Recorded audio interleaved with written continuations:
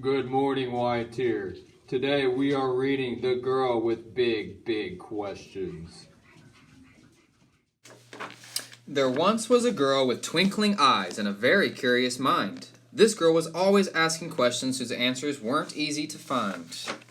The world is so very interesting. She wanted to learn all she could, from what makes a plane stay in the sky to what makes each person good. Her days were filled with adventures galore, and since her mind was so full of wonder, how long can a turtle stay in its shell? Why does lightning come before thunder?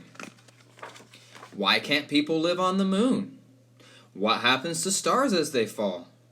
When will you let me stay up at night? Why even have bedtime at all?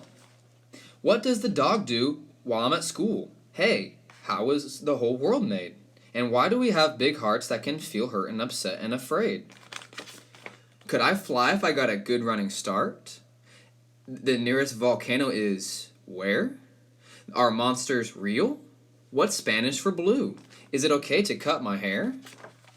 From the moment she opened her eyes for the day to the time she was tucked into bed, she'd ask and ask and ask and ask and ask every question that popped in her head.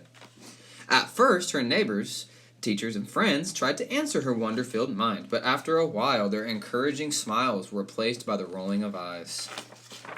She noticed that her questions were making them tense, and one day her class hit their limit. After she asked a dozen things about clouds, the class hollered, "Please stop, just quit it." Embarrassed, the girl tried to quiet her thoughts, and not to raise a voice so curious, so that no one would be too uncomfortable, or even worse, furious. But one day she found the nest of a bird built low and exposed to the ground. Why would a nest not be in a tree? She wondered and then looked around. She was all by herself with no one to ask, so she ran to the library shelves. She read about cities and the lack of safe spaces for birds to build their nests and for themselves. Like hunting for treasure, she searched and learned more answers that made her frown. With an urgent report, she announced to her class, "There are not enough trees in our town." The class, now moved by this information, asked questions about how to embark on a project to help both the birds and their neighbors by planting more trees in their parks. The girl knew then that big questions are good, and answers aren't just things to know.